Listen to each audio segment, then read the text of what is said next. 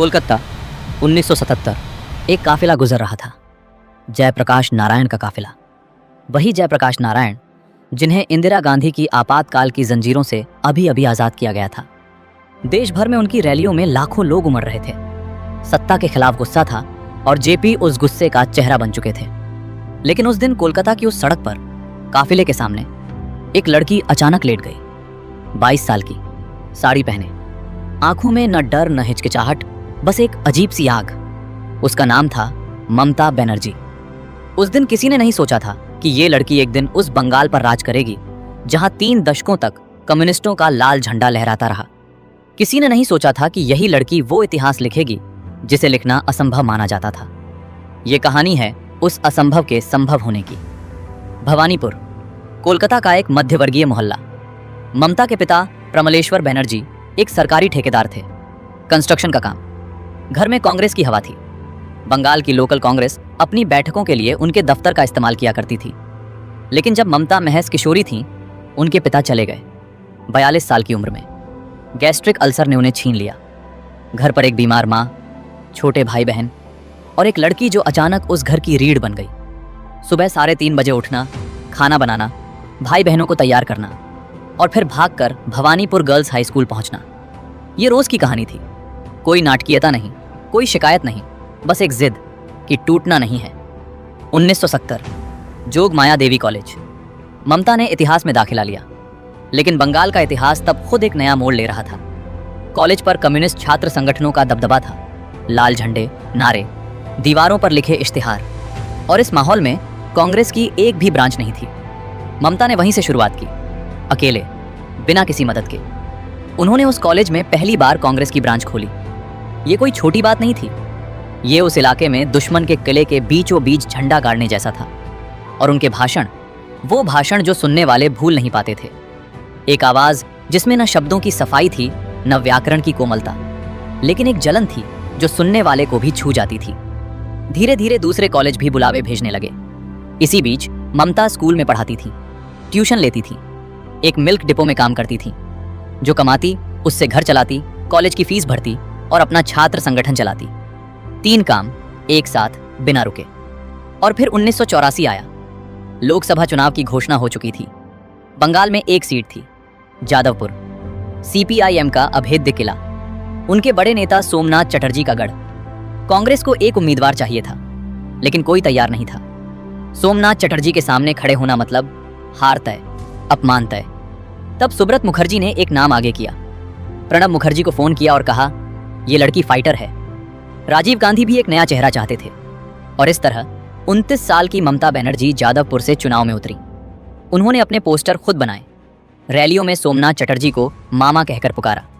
कहा, मामा तुम इतनी बार जीते हो, एक बार मुझे मौका दे दो। और जब भीड़ हंसती तो वो हंसी एक पूरी राजनीति को बयान करती थी। नामांकन की जांच के दिन ममता झुककर सोमनाथ चटर्जी के पैर छूने लगी। चटर्जी बेचैन हो गए, हाथ आगे बढ़ाया, रोक दिया। शायद उनकी नज़र में यह शिष्टाचार था, लेकिन ममता ने उसे बना दिया एक मुद्दा। कहा, मेरा अपमान हुआ। जिसने ये देखा समझ गया। उम्र कम थी, लेकिन राजनीति की समझ गहरी। जब चुनाव नतीजे आए, पूरा बंगाल हैरान था।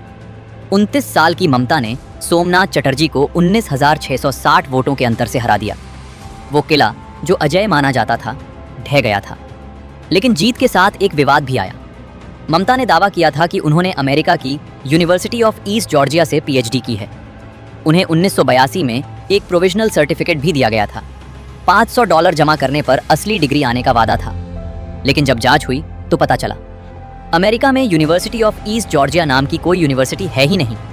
किसी ने ममता से धोखाधड़ी की थी, पीएचडी के नाम पर ठगा था। विरोधियों को एक हथियार मिल गया। लेकिन ममता ने इसका जवाब वहीं दिया जहां वो हमेशा देती थी, सड़क पर। 1989 का लोकसभा चुनाव। इस बार ममता हारी। सीपीआईएम की मालिनी भट्टाचार्य ने उन्हें 30,900 वोटों से हराया। 1990, कोलकाता की सड़कों पर पुलिस की गोली से 3 लोग मारे गए। 16 अगस्त को बंद का ऐलान हुआ। साउथ कोलकाता के हाजरा चौक पर ममता उस मार्च की अगुवाई कर रही थी। और तभी लेफ्ट फ्रंट के कार्यकर्ता आए। लाठियां, लोहे की छड़ें, जंजीरें। वो मार पड़ी उस भीड़ पर और ममता के सिर पर भी।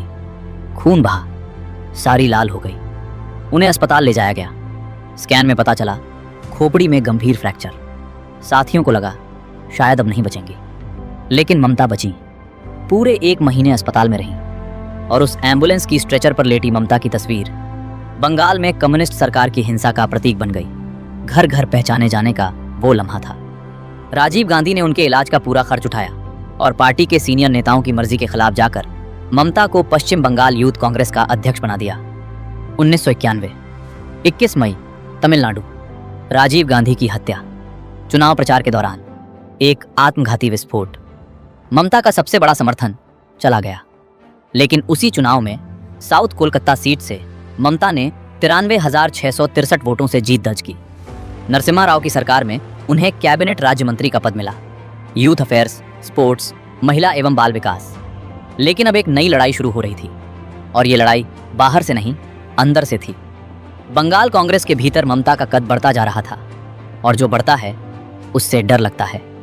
1992 के बंगाल कांग्रेस अध्यक्ष पद के चुनाव से पहले कोलकाता के हिंदुस्तान कॉपर गेस्ट हाउस में एक बैठक बुलाई गई। वहां ममता और प्रणब मुखर्जी के बीच झगड़ा हो गया। ममता ने खुद चुनाव में उतरने का फैसला किया। एक तरफ पूरी बंगाल कांग्रेस, दूसरी तरफ अकेली ममता। वो हारी, लेकिन बहुत कम अंतर से, और उस दिन से ममता और प्रणब मुखर्जी के बीच की खाई कभी नहीं भरी। जनवरी 1993, एक बहरी और गूंगी लड़की के साथ बलात्कार हुआ था। आरोपी था सीपीआई-एम का एक कार्यकर्ता। ममता बंगाल के मुख्यमंत्री ज्योति बसु के दफ्तर के सामने धरने पर बैठ गईं। पुलिस आई, मारपीट की, बालों से घसीटा, हिरासत में ले गए, आधी रात को छोड़ा। लेकिन इस घटना ने ममता के भीतर कुछ और गहरा कर दिया। उन्हें लगा खुद की पार्टी के लोग भी लेफ्ट से लड़ना नहीं चाहते, और जब कांग्रेस ने उन्हीं उम्मीदवारों को टिकट दिए जिनका ममता विरोध करती आ रही थी, ममता का गुस्सा सीमा पार कर गया। उन्होंने खुद को नुकसान पहुंचाने की धमकी तक दे डाली। कुछ घंटे बाद एक नाम लिस्ट से हटा। राजनीति का गणित यही होता है। 1996, ममता घंटों जनार्दन द्विवेदी के घर के बाहर खड़ी रहीं। टिकटों का बंटवारा हो रहा था और उनके समर्थकों को जगह नहीं मिल रही थी। इसके बावजूद ममता साउथ कोलकाता से लड़ी और 1 लाख से ज्यादा वोटों से जीती। लेकिन अब तक वो एक फैसले तक पहुंच चुकी थी, तृणमूल, मतलब जमीन से जुड़ा। 1997, 23 मार्च, शहीद दिवस। कोलकाता में एक रैली, 1 लाख से ज्यादा लोग, और ममता ने ऐलान किया 9 अगस्त को ब्रिगेड परेड ग्राउंड में एक और रैली होगी। वही ब्रिगेड परेड ग्राउंड जो लेफ्ट का गढ़ था। कांग्रेस ने कहा यह सोनिया गांधी का अपमान होगा। ममता ने उल्टे सोनिया गांधी को ही न्योता भेज दिया। 9 अगस्त को 3 लाख से ज्यादा लोग आए लेफ्ट के किले में। ममता ने वहीं से अपना पैरेलल प्लेटफॉर्म लॉन्च किया, तृणमूल कांग्रेस कमेटी। इसके बाद जो हुआ वो किसी पटकथा जैसा था। सीताराम केसरी ने ममता को मनाने की कोशिश की। कहा तुम मेरी बेटी हो। ममता ने कहा मेरे पास पहले से पिता है, दूसरे की जरूरत नहीं। एक समझौते का मसौदा तैयार हुआ। ममता को इलेक्शन कमेटी की अध्यक्ष बनाने का प्रस्ताव, 50% उम्मीदवार चुनने का अधिकार। केसरी ने माना, फिर पलट गए। ममता ने प्रेस कॉन्फ्रेंस बुलाई और उसी दौरान खबर आई उन्हें कांग्रेस से 6 साल के लिए निकाल दिया गया है। ममता ने प्रणब मुखर्जी को इसका जिम्मेदार बताया। 1 जनवरी 1998, तृणमूल कांग्रेस को अलग पार्टी का दर्जा मिला, चुनाव चिन्ह मिला, एक नया अध्याय शुरू हुआ। कहते हैं कि राजनीति की सड़क कभी सीधी नहीं होती। बीजेपी से गठबंधन, 7 सीटें, फिर समर्थन वापसी, फिर रेल मंत्री, भारतीय इतिहास की पहली महिला रेल मंत्री, और फिर 2004 में टीएमसी की सिर्फ 1 सीट, खुद ममता की। 2006 विधानसभा चुनाव, केवल 30 सीटें, 2001 की 60 सीटों से आधी।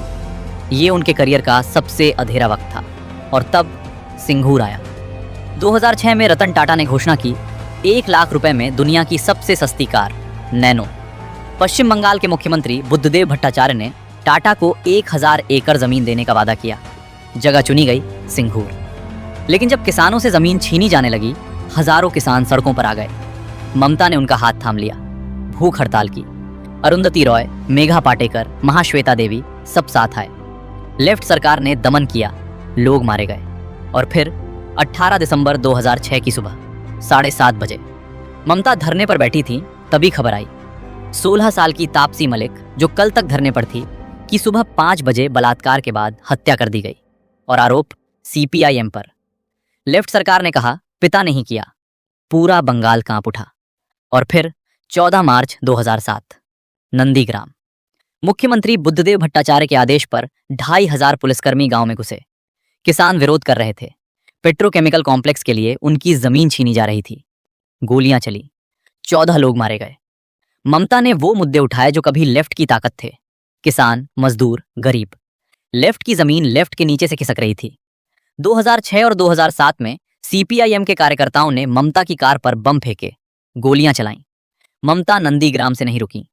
अक्टूबर 2008, रतन टाटा ने ऐलान किया, सिंघूर से नैनो प्लांट हटाया जा रहा है और इसके लिए उन्होंने नाम लिया ममता बनर्जी का। लेकिन बंगाल के किसान जानते थे किसने उनके लिए लड़ाई लड़ी। 2011, बंगाल विधानसभा चुनाव। लेफ्ट फ्रंट, जो 34 साल से बंगाल पर काबिज था, 300 में से 227 सीटें ममता के गठबंधन की, अकेले टीएमसी की 184। वो दिन आया जो असंभव लगता था। ममता बनर्जी, पश्चिम बंगाल की पहली महिला मुख्यमंत्री। उस 22 साल की लड़की ने, जो एक काफिले के सामने सड़क पर लेट गई थी, वो सफर तय किया जो इतिहास की किताबों में दर्ज होता है। बिना पैसे के, बिना गॉडफादर के, बिना विरासत के, सिर्फ एक हथियार था उसके पास, वो आग, जो बुझी नहीं, कभी नहीं। ये पहला पार्ट था, मुख्यमंत्री बनने के बाद की कहानी। उसमें और भी गहरे रहस्य हैं, और भी तीखे मोड़ हैं। वो कहानी